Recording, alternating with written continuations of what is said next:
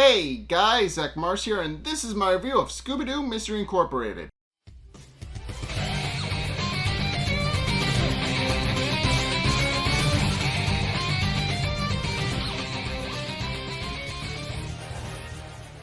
Okay, so this episode has some minor reveals, but overall, it is a major episode featuring Cassidy Williams, and it's kind of.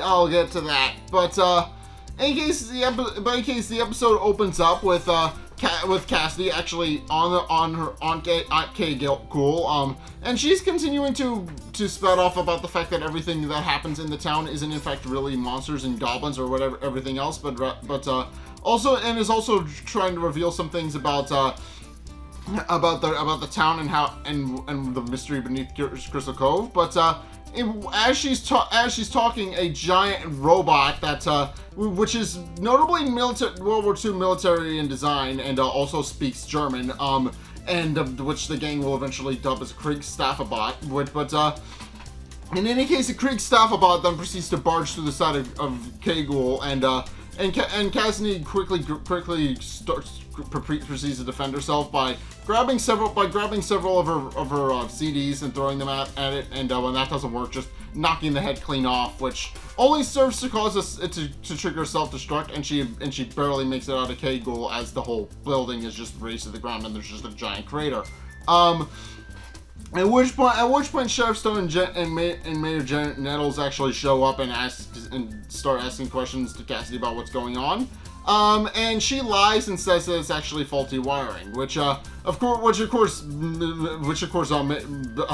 Sheriff Stone doesn't push any harder than that. And when Janet Nettles asks him why he's not even going to bother investigating, and even gets a little annoyed at him at the fact, he quickly points out that that there's a few reasons why he's not going to investigate further. If it is in fact, if they write it off as faulty wiring and that's what caused the explosion, then it means he gets easy paperwork. B, it means that the studio now gets a bunch of what is it called? A bunch of insurance money to repay to build a new studio. And C, it means that the town now has a new public pool. And when Mayor Nettles questions him on the last one, he merely points out that the fact that the giant crater currently has a bunch of exposed pipes and wiring and a whole bunch of other things, and all the pipes are just filling the pit where that used to be K-Ghoul with water. And Mayor Nettles quickly understands completely, and she decides that is in fact a case closed, and then invites Sheriff Stone back to her house for a movie night, which he gladly accepts to. So yeah, they were established in the previous episode to be dating, and it's just kind of cute that they're continuing to date in this episode. But in any case, Mystery Incorporated quickly show up to Cassidy's aid, pointing out that they heard about the explosion and are curious as to what exactly is going on, and wondering if she's all right. And of course they point out that they brought emergency blankets and whatever else she needs, but then she merely wheels around with a shotgun and tells them to hit the deck. At which point they get down and she shoots a Kriegstaffabot that appeared behind them, and the Kriegstaffabot just goes down and dies, and at which point the gang quickly have several questions. Proceeding to point out that first and foremost, why there's a German era World War II. There's a German World War II era robot just behind her and trying to attack them, and it's just also have several questions as to why they're specifically attacking Cassidy. At which point Cassidy points out that they can't really talk there and it's not really safe, so they decide to go somewhere a little bit more private. At which point they go to the clam cabin. Shaggy orders some food for them all to chow down on while Cassidy explains what's going on, and Cassidy explains, and Cassidy then proceeds to go on to explain how she's actually been attacked by several robots, 6 in the last week, and they've gotten more aggressive and ferocious with each one. And then points out that the reason she didn't tell any of the kids is because, for very good reason, they don't trust her. And but of course also points out that she's more than happy to answer any questions they may have. At which point Daphne does in fact decide to ask Cassidy what exactly it is, why she decided to work with Mr. E in the first place, and and we know they have an established relationship, but she doesn't really clarify that right away, so she merely responds, "It's complicated," which Daphne doesn't really appreciate because it's kind of a non-answer. And what we find out is that apparently, as Velma is investigating the robot and trying to figure out what it is, she eventually finds a deep sea snail in the stuck inside the Creek Staphobot's remains, and concludes that it is only found in a deep sea area just south of Crystal Cove. And concludes that that's really the only real way that's really seems to think that they apparently have a deep sea origin, and points out that most likely is the best place to actually go and look. At which point a Creek Staphobot, which had emerged from the waves behind her while she's talking about this, tries to attack them, and but of course Skipper Shelton immediately comes to their aid and fires a harpoon at it and pins it to the wall of the clam cabin, which does destroy it, and he does tell it to go back to the briny deep where it came from, but then also points out that, tells the kids that he's sorry they had to see that, and offers them free food on the house for their troubles. At which point, after Scooby and Shaggy receive their doggy bags for that, Daphne reveals that actually she does in fact know somebody who could know some people who could very well help them to get to the bottom of the ocean and investigate the Creek Staphobots, and in the process, reveals that she actually babysits two scuba divers named Tom and Tub, who, as we find out, are a pair of kid scuba divers, and are actually very accomplished in that fact. And what we find out is that Daphne actually knows them through babysitting, but also that apparently, according to Daphne, they are the grandsons of two very famous deep sea explorers, which of course causes Velma to have and to dissuade any doubts about the fact that they could be trusted to man such an important mission.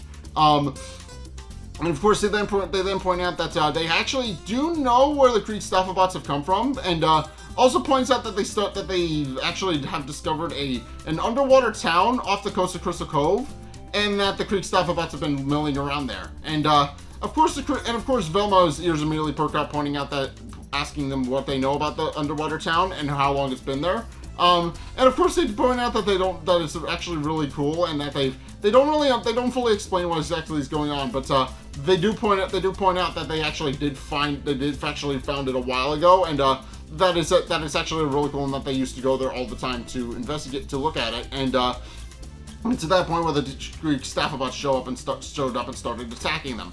And of course, because they're currently shouting over the sound of their helmets to actually hear themselves outside of their helmets, the rest of the group do point out that they're talking a little bit too loudly, and they merely think it's because they have water in their ears, but in actuality, it's just because they can't hear in their helmets. But in case they also proceed to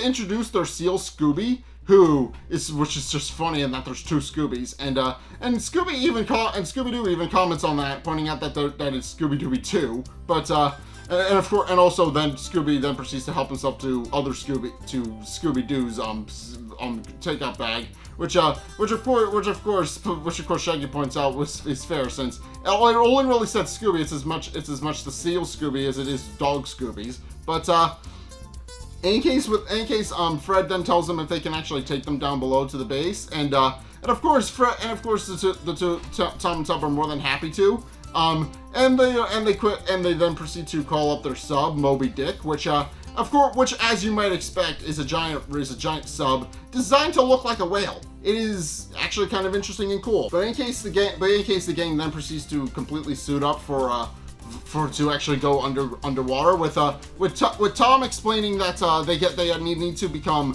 need to become accustomed to their equipment and need to learn how to actually get their scuba diving equipment on correctly and become friends with their scuba diving equipment, because as he explains, they can't breathe water, and also makes a joke about the fact that they seemingly tried that, which is how they know that from experience.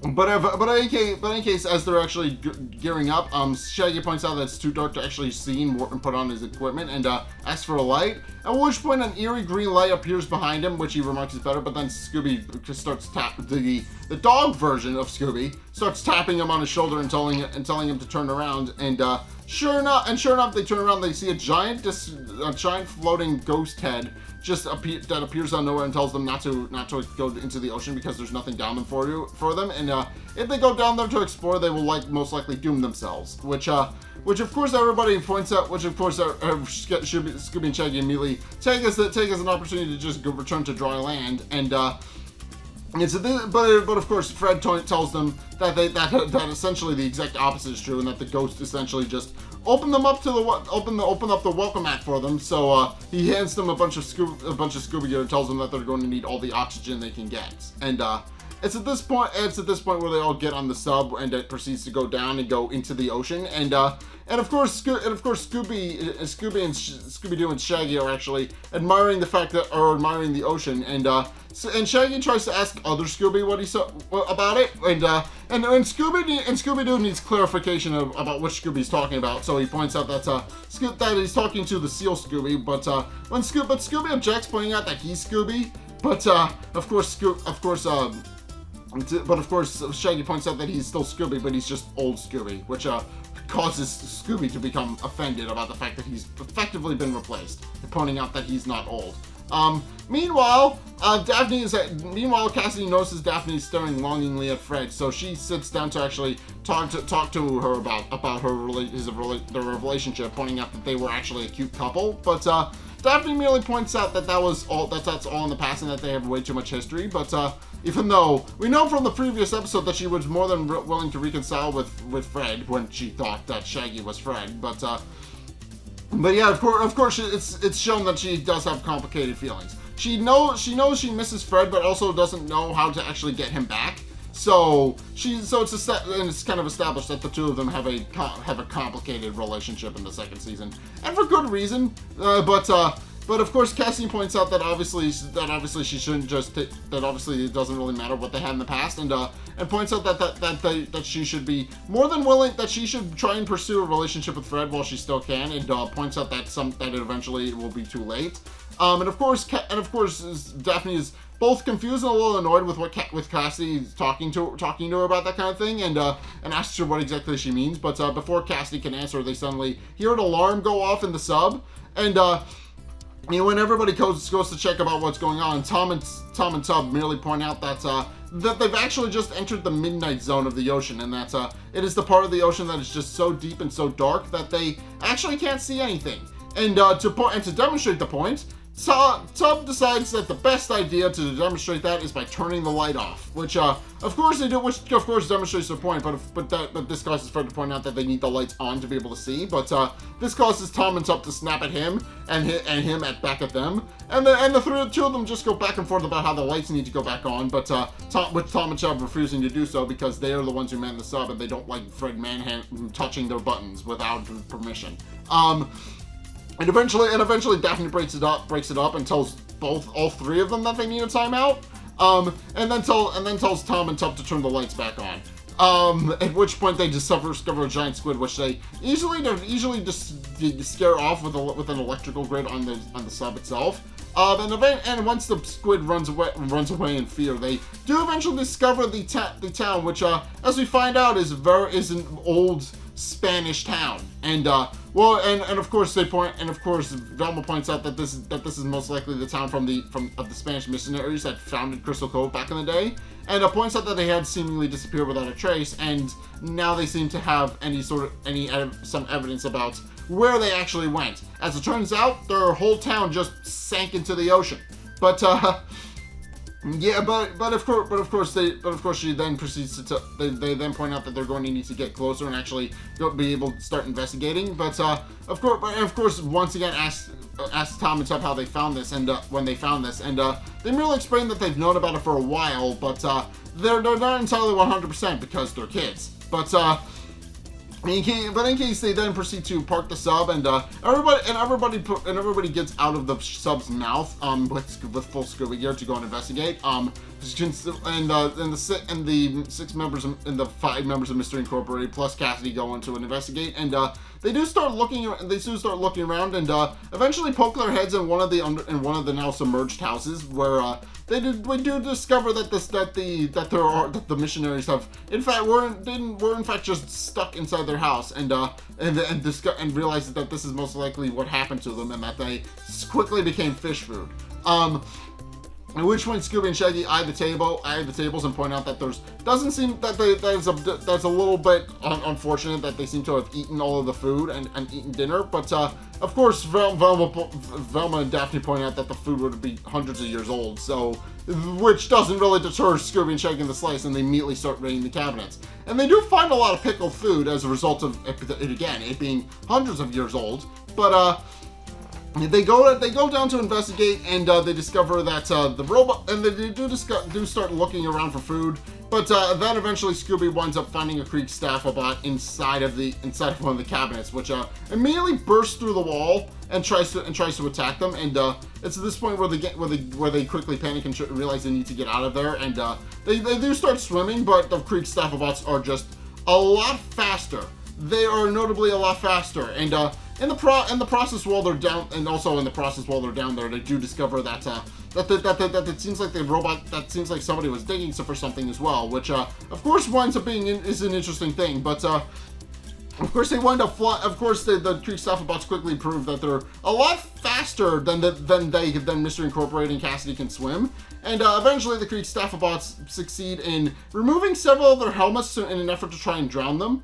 But it's at this point where Tom and Tub show up in the sub, and immediately scoop everybody inside, which does wind up rescuing and saving everybody. Although Fred does wind up breaking his helmet in the process. But then the Creek Staffabots, in an effort to still continue to drown the kids, try to push the sub underwater, and try to push it down into the ocean to completely destroy it. Which of course they try very hard. Tom and Sub try very hard to undo and try to get out, but eventually they do wind up getting pushed in the ground and running aground underwater, and proceed and almost go into an underwater trench. But they do wind up crashing, but they also are able to actually save the sub.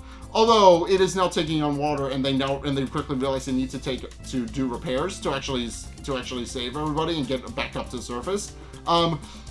At which point Shaggy notices a giant facility and wonders if that's a good place to do it. And sure enough, there's just a giant underwater laboratory underneath on the outskirts of the missionary town that's currently underwater. And realizing that's a better place than any, they then proceed to go up to go inside, and they proceed to actually look around and point out that they could most likely make repairs there. But then the disembodied head appears again and proceeds to tell them that they should have heeded her warning, and that now the sea is going to consume them. At which point the entry port for the base closes up and starts filling with water. And Fred immediately knows what kind of trap it is, and starts getting a little bit tingly about the fact that they're now inside because he knows it's some sort of trap. But Daphne then proceeds to slap him and tells him to focus and figure out what they're supposed to do. And Fred recognizing what kind of trap it is, remembers that there's supposed to be a release valve for a trap like this, and then proceeds to go underwater and goes looking for it. And of course, this causes Daphne to become a little more and more concerned as Fred doesn't resurface eventually. And as they're starting to go underwater, she eventually believes that Fred is actually drowned. And then Cassidy consoles her as they go under. But then the valve opens up and everybody is completely fine, and Fred winds up being completely safe. He just took a while trying to undo the valve, but he's fine. At which point Daphne proceeds to pull him into a hug, but also tells him to never do something like that ever again. At which point, and of course, they then proceed to they then proceed to continue to explore the base. While Tom and Tub actually wind up doing repairs to the submarine, and they then proceed to go deeper into the base and eventually find a large mining operation inside of the base. And it's notably all run by Creek Staffabots. And they conclude that whoever's inside of the base, whoever's inside of the base and in control of it, is in fact running the is in fact the one running the facility seems to be looking for something, and that is confirmed from earlier when we found mining holes in the missionary town. It's implied somebody was looking for something. But of course, eventually one of the Creek Staffobots overhears them talking and tries to find their hiding spot. But by that point, they slipped into a vent and are continuing to crawl through the base. And eventually, they find the assembly line where the Creek Staffobots are actually put together. And yeah, the Creek Staffobots are essentially just both A, assembling themselves, and B, being assembled by a giant assembly line, which enables them to just infinitely increase their numbers. And of course, Fred comments that now they seem to know where the Creek Staffobots have come from, and but at this point the ghost head appears again, and appears to and points out that they seem to have survived, but also points out that the ocean will be more forgiving than her robots, and proceeds to use the assembly line equipment to rip the vents out of the ceiling and cause Mystery Incorporated and Cassidy Williams to fall inside. At which point Shaggy lands into a box of spare parts, and all of the both the finished and unfinished Creek Staffobots come to life and start attacking them, and Shaggy concludes that they need to get out of there, pointing out that the bots seem to be taking them apart, but just seems like they're hell-bent on taking them apart. But Fred points out that he's more worried about the finished ones, and they proceed to run into a room where they find out that there's actually a robot nursery, which, of course, everybody remarks is weird and doesn't fully understand what it is, but Fred tells them to still be on their guard because baby robots are still robots, although Scooby points out that they're actually just a lot cuter. But then one of the baby robots, which Scooby unfortunately picks up, lets out a cry, which alerts the Creek Staffobots to their location, and they continue to run deeper into the facility. But eventually they do manage to escape the Creek Staffobots, and eventually find the control room where they believe that the mastermind behind the whole situation is currently hiding. And they're not wrong. Well, they are, but they aren't. But they conclude that and Cassie concludes that whoever's behind the door is most likely the one controlling the Creek Staffobots and the entire facility. And she goes into and investigate, and sure enough, they see somebody sitting in a chair. And they get closer to it, and Cassie tells whoever is in the chair that the jig is up. But then they spin the chair around to discover that whoever was in the base in the chair is long since dead and is just a mummified remains. Which of course the rest of the group remarks they didn't see coming. But then it's revealed that Velma actually knows exactly who this is. As it turns out, she was actually a member of the original mystery of Oswald Burlington's mystery team. And points out that the benevolent they're part of the mystery the mystery team that Oswald Burlington started, and that she's actually a woman by the name of Abigail Gluck. And what we find out is that Abigail Gluck is apparently used to run the facility. It also bears a striking resemblance to the ghost that had been haunting them, but also points out that if she is in fact dead, then that doesn't explain who's actually been running the facility. But Velma also comments that somebody had actually broken into her house and put up another thing for the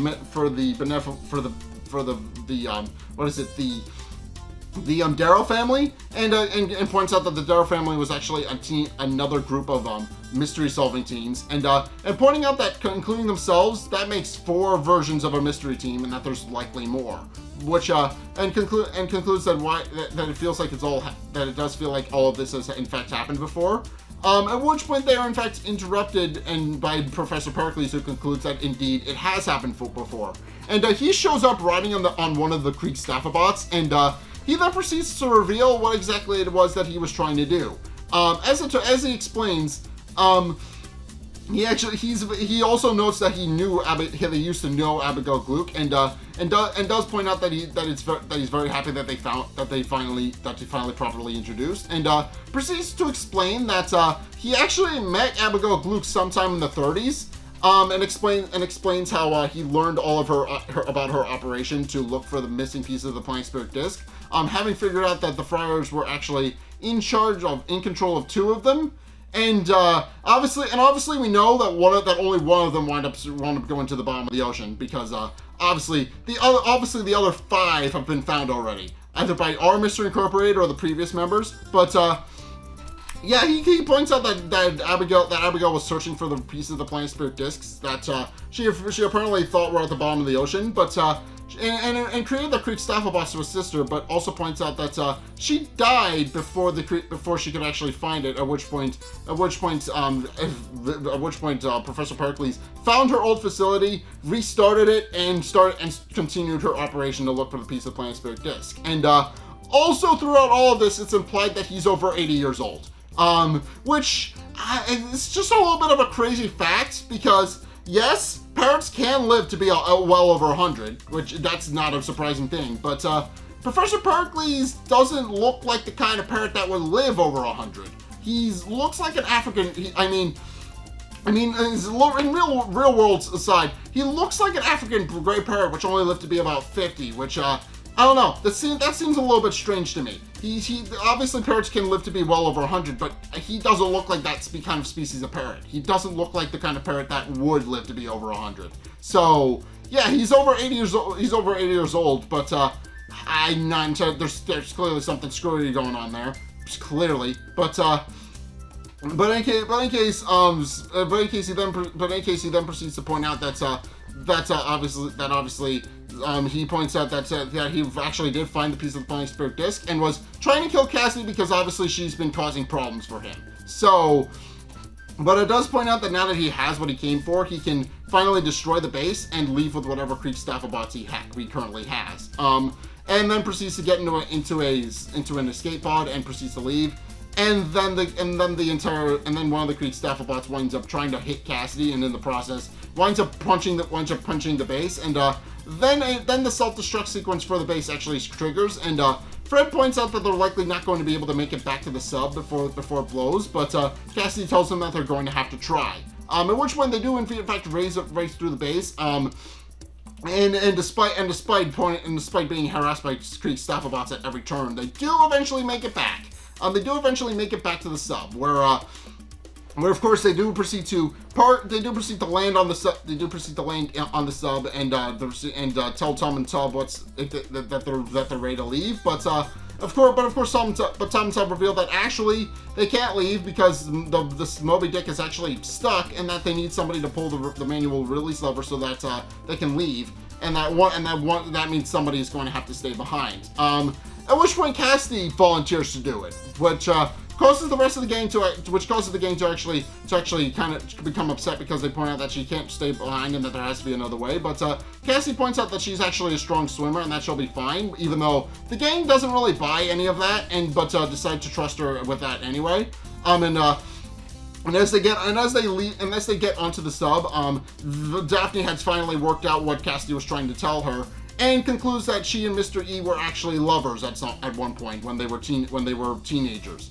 And of course, Cassidy does point out that what she and Mr. E had is long since gone, and tells Daphne not to make the same mistake, and then wishes her good luck before she leaves. At which point Cassidy, while being surrounded by Kriegstaffelbots, does eventually get the chute open, and they do wind up escaping just as the base is blowing up. And the gang in the sub do wind up surfacing, but then also hold out hope that Cassidy made it out as well. At which point Scooby the Seal actually shows up and reveals that he found something, and of course the gang are very much hoping that it's Cassidy, but then he reveals that it actually was her broken helmet, and it's implied that she's dead. So yeah, that's the kind of episode we're dealing with. But in any case, the episode ends as the group quickly realize that they realize now that they were wrong about Cassie and that they should have trusted her a little bit more. Even though she lied to them about who they were, they realized that their trust was ultimately misplaced and realized too late that she was actually trying to help them. And then the episode ends. So yeah, there's quite a bit to unpack here. First and foremost, Cassidy dies, which is interesting, but I don't really know what else to say. Cassidy dies. There's nothing else I can really say about that. That's essentially what the episode was building up to. She dies at the end of the episode. But now also, first and foremost, Professor Pericles now has his own personal army of robots, which he's most likely going to use to commit more heinous acts. But also he points out that he's actually over 80 years old, which again I find a little bit screwy since African prey parrots don't normally live that long, so there's definitely something going on with Professor Pericles if he's able to live to be over 80. I mean, maybe he just takes really good care of himself, but I have no idea. But and then you have the fact that that now Daphne is realizing that she needs to be closer with Fred, because obviously Cassidy was in her shoes, and obviously she quickly realizes that she's going to need to be able to rekindle her relationship with Fred, which is going to be an interesting development going forward. And also this episode establishes that that Mystery Incorporated are now include into the fact that there are more mystery teams other than themselves in the original Mystery Incorporated, and that's ultimately going to open up some things. That's going to ultimately open up some more mystery going forward. And we know, and it's implied that no more mystery teams exist, since obviously in the Burlington Library there were seemingly a bunch of mystery teams just lined up on the walls of the Burlington Library. He had pictures of everybody who had ever been a mystery team. So yeah, there's definitely implications that there are more, and that the game is going to eventually further investigate that. But I don't know. There's definitely some interesting things going on for the next season, for the next part of the season, which of course is just going to be interesting. I'm curious to see how this is going to play out, but especially now that their main ally has died. So yeah, that's gonna. I mean, obviously they haven't trusted her in a while, but she was still their main ally for the better part of the first season. So yeah, she was a big help to them. She definitely helped them with a lot of things. So I'm curious to see how this is going to develop now that Cassidy's dead. Obviously the rest of Mystery Incorporated, they're going to know that Cassidy's dead. Obviously, they're eventually going to work that out, and that's going to most likely cause some problems, because obviously she was a friend to them. She helped them out with their mysteries. Of course, they're going to know about her and about the fact that she's dead now, but I don't know. It's going to be interesting, but I'm looking forward to that. So, in any case, yeah, thank you guys so much for watching. If you enjoyed, be sure to like, comment, and subscribe. Also, be sure to follow me on Twitter in the description below. Be sure to check out my Patreon in the description below as well if you want to help support the show. It's only a couple bucks a month. It does really help me out. And you guys get access to a bunch of cool perks that are my way of saying thanks. So be sure to check those out. Link is down in the description. And also, finally, if you want to actually just see more content from me, then be sure to check out the videos linked in the end screen. The top video is the most recent one. It may or may not be this one. Whereas the bottom video is a video recommended to you based on what you've already seen from me. So if you want to try something new, or see more of what you like, then be sure to check both of those videos out. But in any case, thank you guys so much for watching, and until next time, we'll see you guys in the next video. Peace!